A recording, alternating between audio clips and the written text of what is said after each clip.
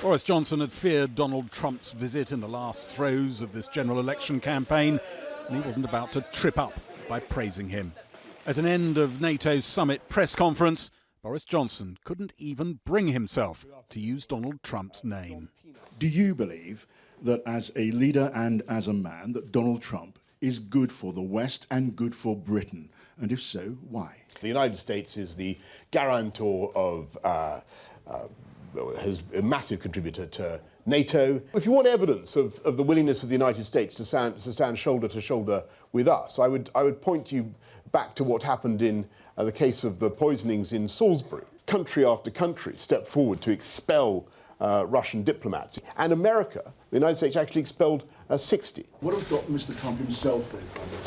Well, let's be clear. This was under the current US administration, and they were shoulder to shoulder with us. The Prime Minister didn't even engage with a question about a US-UK trade deal and whether it could have consequences for the NHS. I think that everybody by now has rumbled all this for the nonsense that it is. Instead, in the unconventional surroundings of a NATO platform, he launched himself into a campaign stump speech against Jeremy Corbyn. I want to strengthen MI5 that keeps us safe. Jeremy Corbyn and the Labour Party want to install a Home Secretary who wants to disband MI5. I want longer sentences for violent criminals and to make sure that terrorists serve their full term. Mr. Corbyn doesn't agree with that. We have got, in this government, a clear plan to get Brexit done and move forwards. Jeremy Corbyn himself was campaigning in Nottingham, making the most of Donald Trump's walk-on part in this campaign. I wrote yesterday to President Trump just to say, so he's aware of it, before we take office, that any future trade agreement with the United States will not include any of our public services. Standing beside a statue of Robin Hood, he said a Labour government would save families nearly £7,000 a year. We'll let our special guest take over, so if everybody's ready. Campaigning in a retirement home in Gedling, Jeremy Corbyn's team proclaimed this moment a prophecy. The first number coming up. You're going to love this one. Number 10! But they know, the polls suggest, he's not there yet.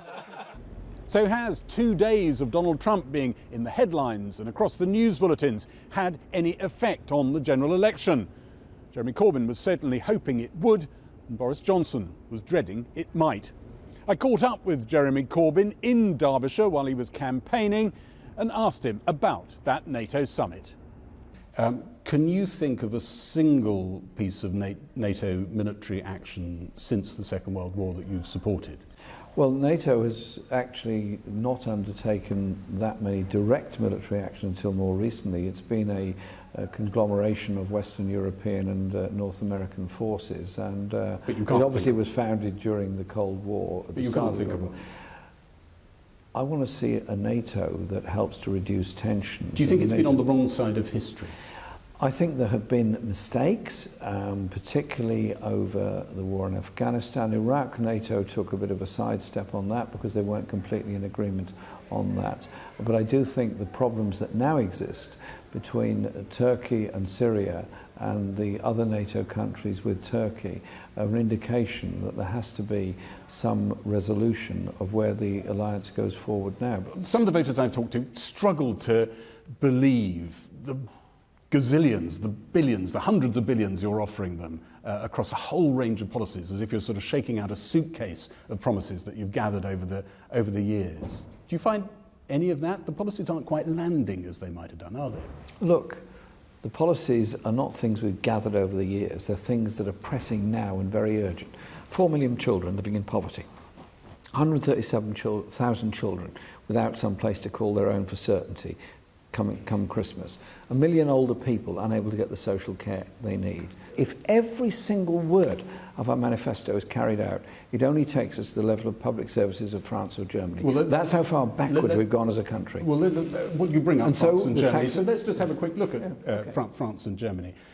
because you say that only the top 5% of taxpayers will actually have their burden increased.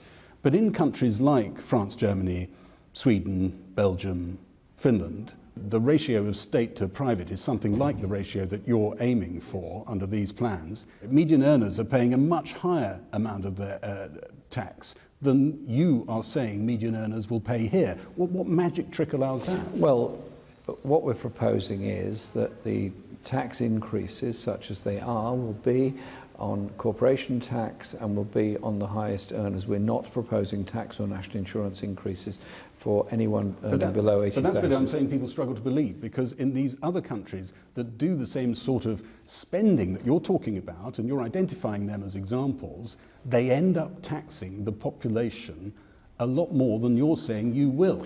We're very clear that we're not going to raise tax for those below 80,000. Magic trick? Because it isn't a magic not trick. Dull. It is slow, is it? No, it's not dopey. It is. I mean, they've had to do it that way. It is the process we've put forward, which is to increase corporation tax for the biggest corporations, those with a turnover of more than, well, companies with a turnover of more than 300,000. But you haven't quite convinced people, have you, that it is all carefully costed? Otherwise, this Aladdin's cave of an offer would be getting you to Albanian-style levels of support, wouldn't it? It's not some magic Aladdin's lamp. What we're doing is saying we've got to take a long, hard look. Our country and our society, we're underinvesting. We don't have the infrastructure we need. One of the things some people worry about is that your government sums won't add up because the nationalisations won't work. You slightly rolled your eyes when you remembered British Rail. Who's to say that actually so many of these new additions to the public sector, private sector businesses that you're bringing in, won't end up being underinvested in and will be repeating the 1970s? The public ownership proposals we have are for rail, mail, water, national grid, that's all. And all of those will bring an income. All of those are crucial and natural monopolies. Take Royal Mail. What happens when you're running Royal Mail and people stop sending so many letters? Do you actually sack some people who work in Royal Mail? Under us, Royal Mail wouldn't be paying £6 million to a chief executive to come and take the job. That's not going to answer. That's not answer my but question.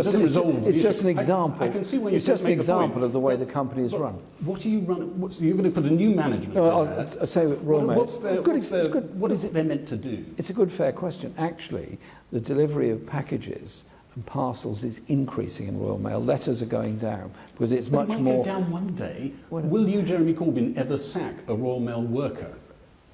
If it's a state Royal business, Mail would you do it? Royal Mail will continue to expand as it is at the moment because of the increase in online shopping and the number of packages that need delivery. You'll never need to sack a worker.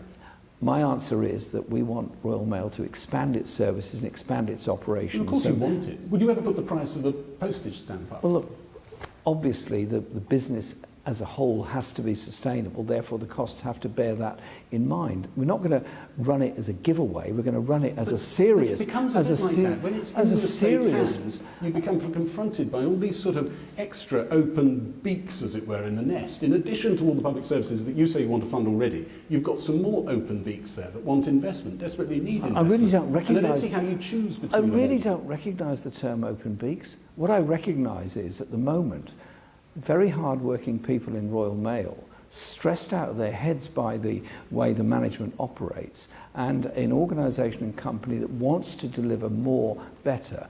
When you were speaking yesterday on This Morning, you said at one point the chief rabbi's comments, his comments about anti-Semitism, the chief rabbi's comments should be taken for what they are. What do you mean by that? I was disappointed that the chief rabbi said what he did about the totality of the Labour Party. His comments should be taken for what they are. Well, you imply he was trying to interfere for political reasons? His motives weren't pure. He made the statement he did, and he has that point of view. His motives were pure? I did suggest that it would be helpful if he agreed to meet, to discuss it. So now you suspect his motives? I said it would be helpful if he agreed to meet us, to discuss it. Jeremy Corbyn, thank you very much indeed. Thank you.